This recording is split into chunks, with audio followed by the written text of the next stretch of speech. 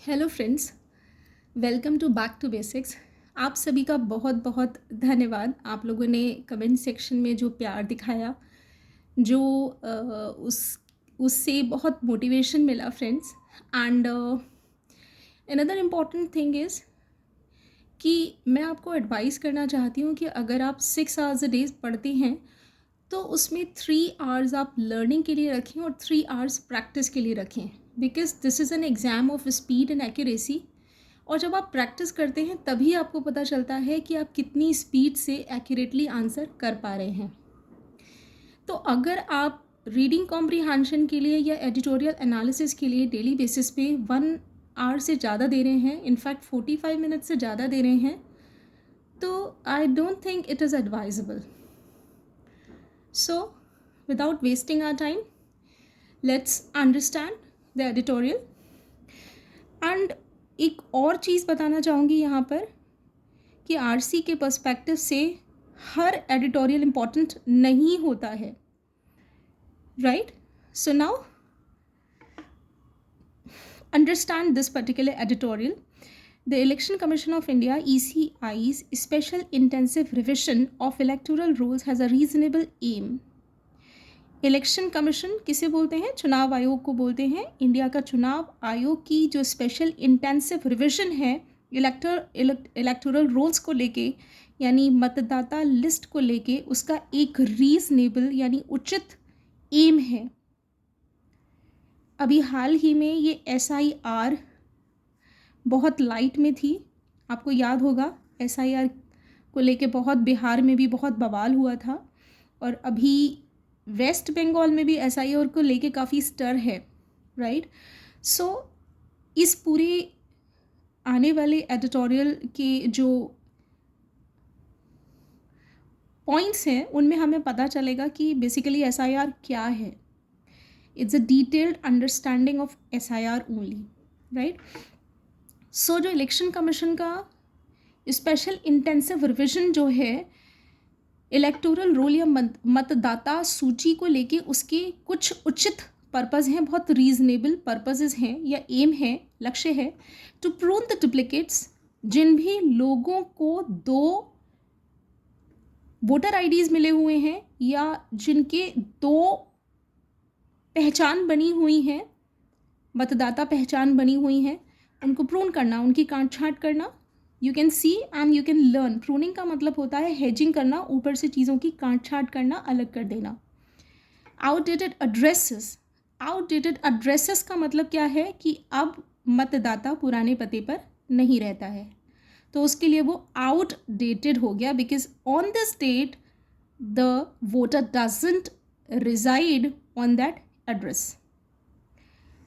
And entries for people who have died or moved, और उन लोगों को भी इलेक्टोरल रोल से हटाना जो लोग मर चुके हैं या जा चुके हैं उस जगह को छोड़कर।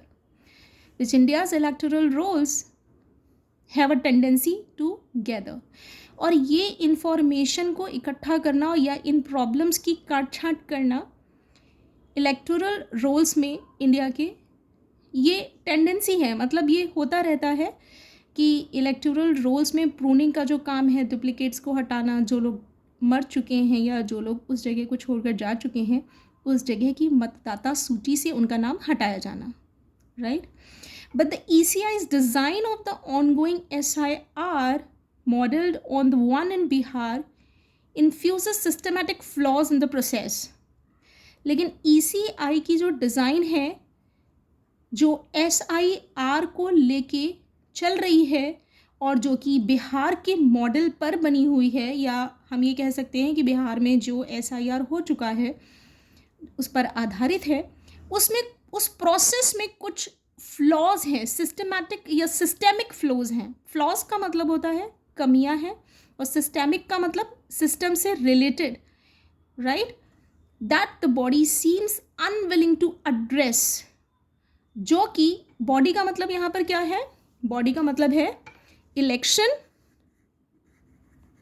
कमीशन। इलेक्शन कमीशन इन्हें लेकर अनविलिंग है टू एड्रेस, इन प्रॉब्लम्स को एड्रेस करने के लिए इच्छुक नहीं है और इवन इन्हें स्वीकार भी नहीं करना चाहता, despite many of them of the same problems in Bihar reappearing in multiple states. इसके बावजूद कि इसी तरीके की सेम समस्याएं बिहार में आई हैं, कई सारी समस्याएं बिहार में आई हैं और बाकी कई सारे स्टेट्स में रीअपियर हो रही हैं, दोबारा आ रही हैं। The process is happening at great speed.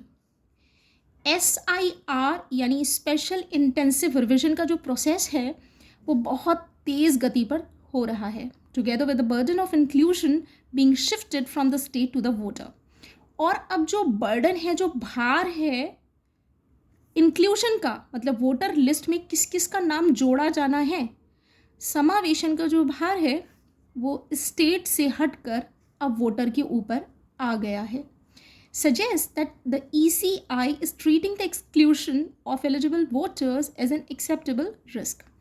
और जो कि ये बताता है कि जो ECI का व्यवहार है एलिजिबल वोटर्स के एक्सक्लूशन को लेकर, वो ये मान के चल रहा है कि ये तो होना ही है, मतलब इसे एक्सेप्ट किया जा सकता है, ये एक ऐसा जोखिम है जिसे इसे एक्सेप्ट किया जाना चाहिए या किया जा सकता है। मतलब अगर कोई उस लिस्ट से बाहर चला भी जाए तो भी हम उसे एक्सेप्ट कर लें, right. The speed would be justifiable given the availability of digital technologies.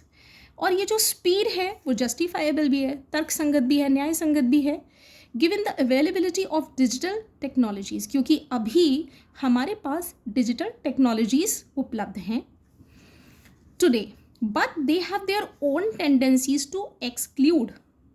लेकिन उनकी खुद की कुछ आदत है कि वो कुछ चीज़ों को एक्सक्लूड कर देती हैं। देखिए डिजिटल टेक्नोलॉजीज़ ये बनी हुई हैं, please do remember digital technologies are the technologies which are based on electronic devices like computers, smartphones and internet और AI, ये सारे examples हैं digital technologies के, करेक्ट। सो ये यहाँ पर क्या कहना चाह रहे हैं, इन सब चीज़ों में स्पीड होती है, डिजिटल टेक्नोलॉजीज़ स्पीड बेस्ड है। तो ऑब्वियसली अगर SIR हमारी डिजिटल टेक्नोलॉजीज़ पे बेस्ड है तो उसमें स्पीड है और उसमें कुछ गलत भी नहीं है, right. exemplified by the fact that the 2002 to 2005 electoral rolls, details from which the ongoing SIR expects citizens to invoke are not machine readable। अभी यहाँ पर ये कहना चाह रहे हैं कि चूँकि डिजिटल टेक्नोलॉजीज़ की खुद की कुछ टेंडेंसीज़ हैं एक्सक्लूड कर देने की, बाहर निकाल देने की, और ये एग्जाम्प्लीफाई होता है, मतलब इसका बेस्ट एग्जाम्पल है 2002 और 2005 के इलेक्टोरल रोल्स से हमें मिलता है। क्या मिलता है कि ऑनगोइंग SIR जो है प्रोसेस, वो एक्सपेक्ट करता है सिटीजन्स को कि आप इन्वोक करें प्रोसेस को कि मेरा नाम भी इलेक्टोरल रोल में शामिल कर दो। किस पे बेस करके, 2002 और 2005 की इलेक्टोरल रोल्स में जो डिटेल्स हैं उन पे फोकस करके।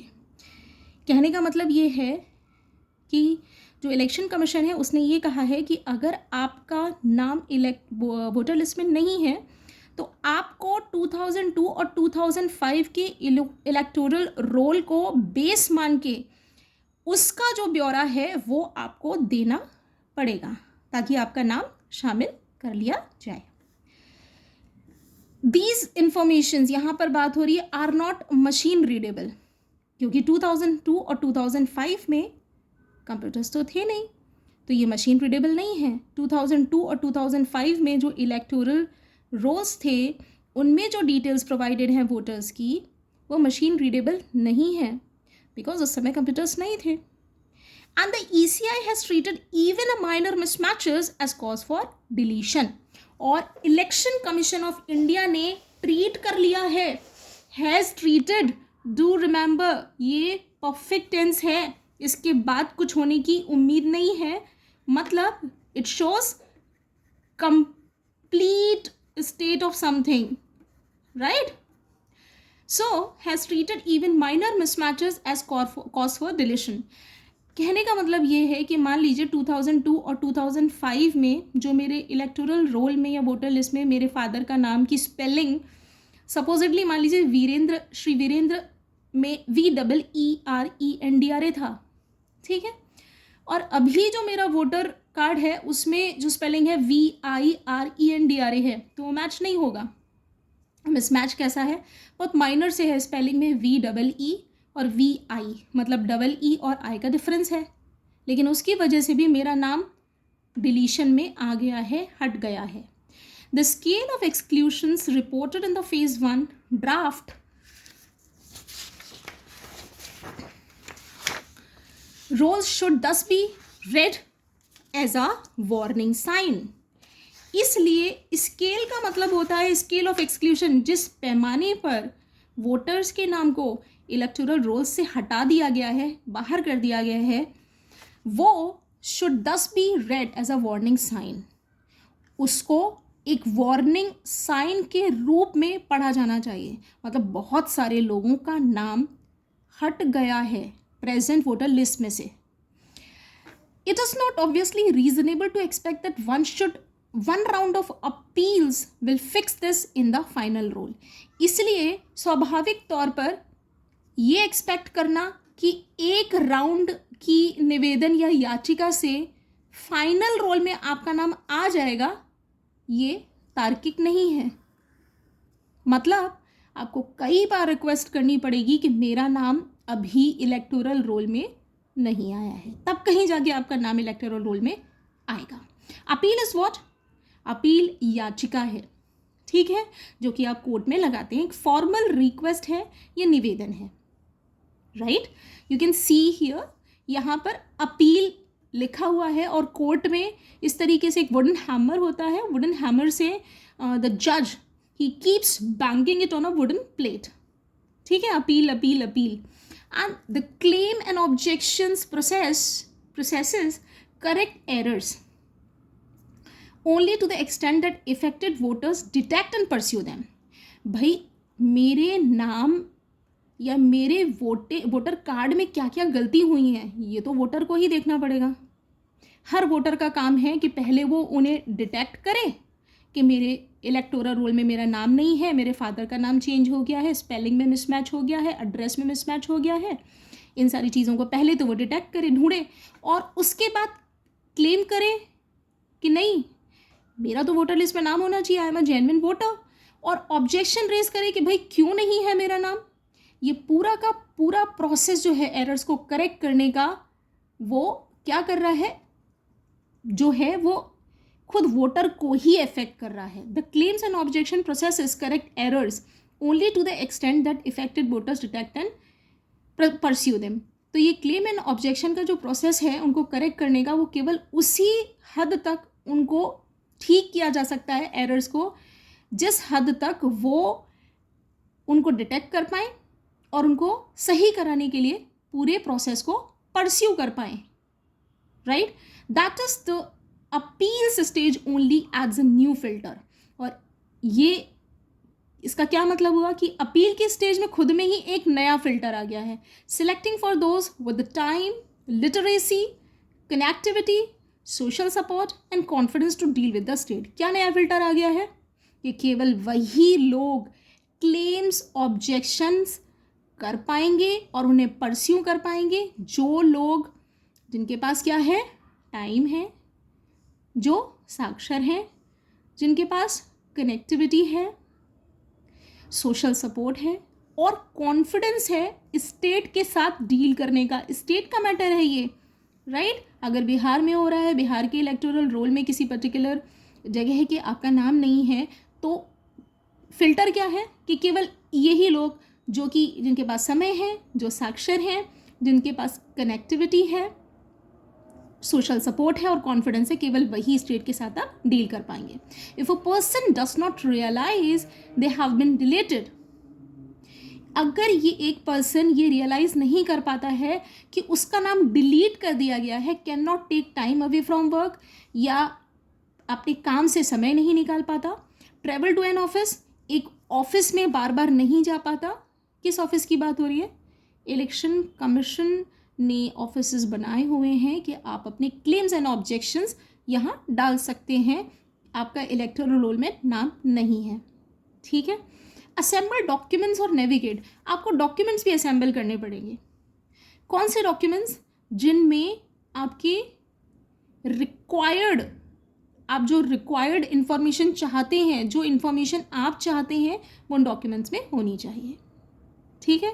और नेविगेट फॉर्म्स एंड हियरिंग्स, और फॉर्म्स और हियरिंग्स को नेविगेट करना पड़ेगा। नेविगेट का मतलब होता है स्टार्टिंग पॉइंट से एंड पॉइंट तक डील करना, फॉर्म्स को भरने से लेके हियरिंग्स तक के पूरे प्रोसेस को कंप्लीट करना, थ्रू हो जाना, correct. And this is a reason navigate के बाद हम थ्रू लगाते हैं, correct. The error will become an official fact, और ये कह रहे हैं कि अगर आप ये सब नहीं कर सकते हो तो जो गलतियाँ आपके इलेक्टोरल रोल में, वोटर लिस्ट में आपके साथ हो गई हैं, वो एक ऑफिशियल फैक्ट बन जाएंगी, आप उन्हें चेंज नहीं करा पाएंगे। फैक्ट का मतलब होता है एक ऐसा तथ्य जिसे आप वेरीफाई कर सकते हैं, ठीक है।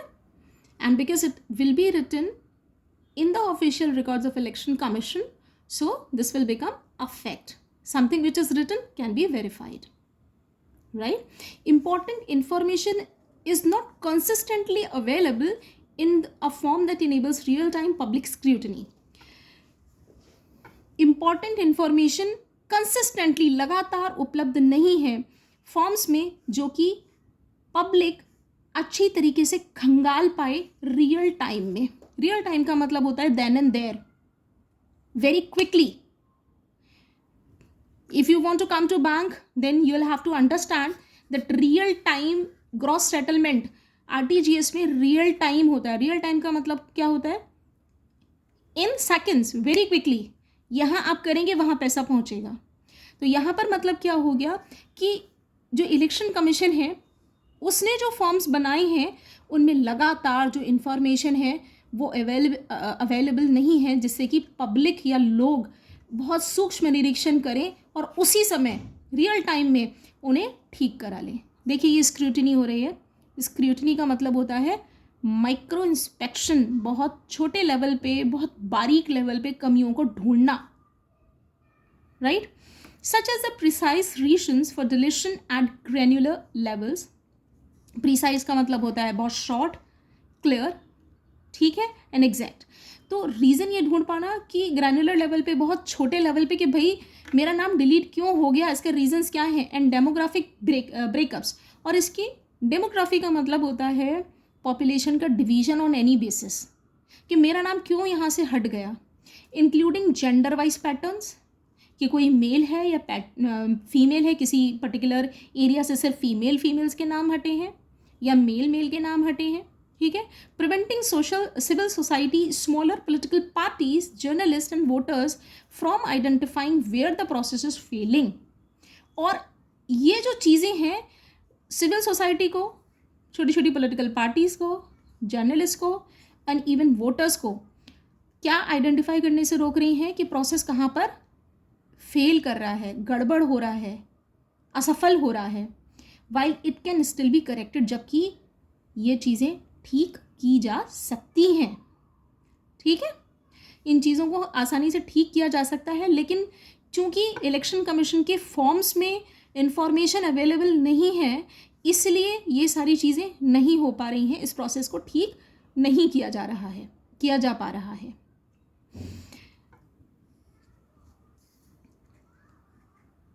Finally, the SIR depends on house-to-house work. What is the meaning of house-to-house work? That the people or the officials of SIR are moving from house to house to gather the data and to find the problems. ठीक है, एक घर से दूसरे घर जाके ये लोग क्या कर रहे हैं, फॉर्म को डिस्ट्रीब्यूट कर रहे हैं कि आपके चीज़ों में, इंफॉर्मेशन में, डिटेल्स में कहीं पर भी कोई डिस्क्रिपेंसी है, गड़बड़ है, तो आप इन्हें ठीक करा सकते हैं, ठीक है। और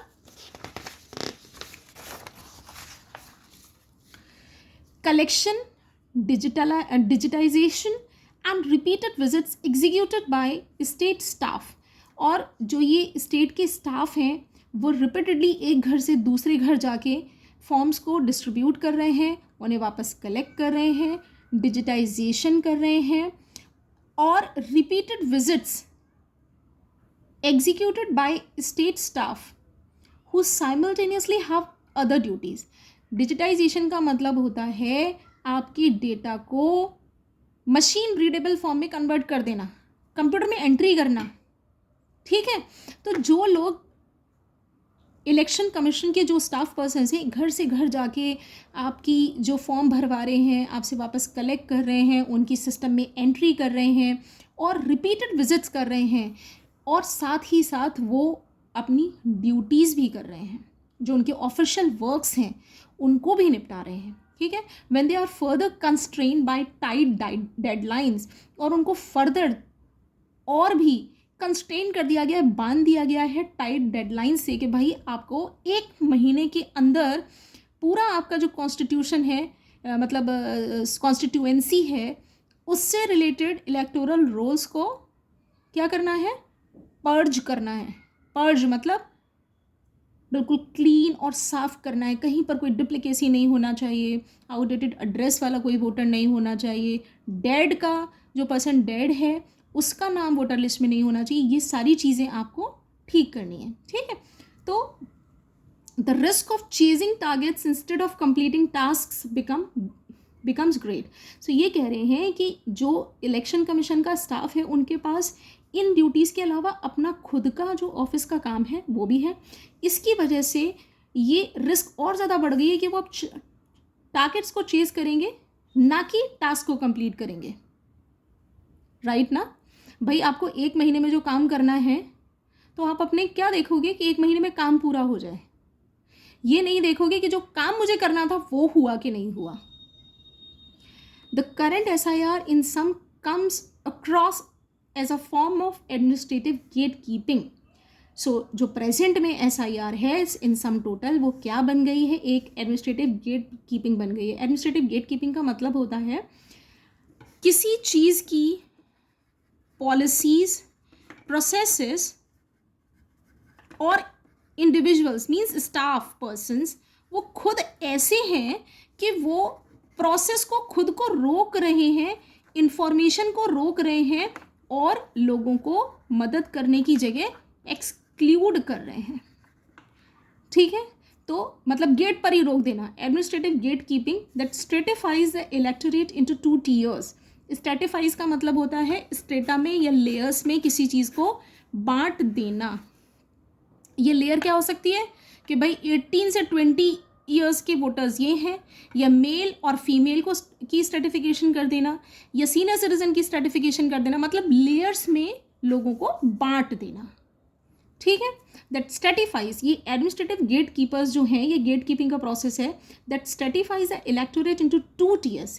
ये 2 लेयर में इलेक्टोरेट को बांट रही है। Those who can continuously reprove themselves.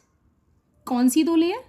पहली तो वो कि वो लगातार अपने आप को प्रूव करेंगे कि yes I am a genuine voter. Reprove, बार बार प्रूव करना, कॉन्टिन्यूसली, लगातार, in the states prefer format. और स्टेट ने जो फॉर्मेट बनाया है उसी फॉर्मेट में अपने आप को लगातार सही साबित करने की कोशिश करेंगे कि मेरा नाम इलेक्टोरल रोल में होना चाहिए क्योंकि आई एम अ जेन्युइन वोटर। और दूसरे वो जो ऐसा नहीं कर सकते, मतलब स्टेट के प्रीफर्ड फॉर्मेट में अपने इलेक्टोरल रोल में करेक्शन नहीं करा सकते, ठीक है। That outcome will not be corrected bye a single appeal window. Outcome will not be corrected, जो भी आउटकम होगा, जो भी रिजल्ट आएगा उसको ठीक नहीं किया जा सकता by a single appeal window. Obvious सी बात है कि एक बार में, सिंगल का मतलब होता है एक बार में ही अपील की जा सकती है इस विंडो में, ठीक है। तो एक बार अपील करके आपका जो आउटकम निकलेगा वो सही नहीं होगा, पूरी तरह से ठीक नहीं होगा, because the window is itself part of the gate. क्योंकि विंडो जो है वो खुद एक गेट का पार्ट है। तो आप अगर किसी घर में एंट्री करना चाहते हैं तो you have to enter from the gate, because gate is bigger in size and जो विंडो है that is smaller in size, ठीक है। तो जब गेट में ही एंट्री अलाउड नहीं है तो विंडो से एंट्री कैसे अलाउ होगी? Are you getting my point? What do they mean to say? और the editor wants to say that ये जो SIR का प्रोसेस, इलेक्टोरल रोल्स को करेक्ट करने का जो प्रोसेस बनाया है इलेक्शन कमीशन ने, उसमें खुद में ही फॉल्ट्स हैं. वाई? क्योंकि ये जो पूरा का पूरा अब भार है वो स्टेट की जगह पहले तो वोटर पे आ गया है कि वो अपने नाम को ठीक कराए, और दूसरा जो है वही वोटर अपने नामों को ठीक करा सकते हैं जिन्होंने खुद ने आइडेंटिफाई कर लिया हो, स्क्रूटनाइज कर लिया हो कि यस मेरे नाम में यहाँ पर गलती है. तो आफ्टर स्क्रूटनाइजिंग द डिस्क्रिपेंसीज और द इनकरेक्ट थिंग्स, वो लगातार उन्हें चेज करें कि यस आप मेरी सारी चीज़ों को ठीक कर दीजिए, और सिंगल विंडो में वो ठीक नहीं होगा. Correct. So what is the attitude of the editor? RC के पर्सपेक्टिव से आएगा, the attitude is very critical, right. Number 2, what is the core content? The core content is the problems related to SIR, right. Number 3, this entire editorial is very informative and factual. हमें बहुत सारी बारीकियां जो नहीं भी पता है वो हमें बता दी गई हैं इसमें. Correct. So this is how we have to approach an editorial from the perspective of RC. Kindly do like, share and subscribe to my channel. Thank you very much.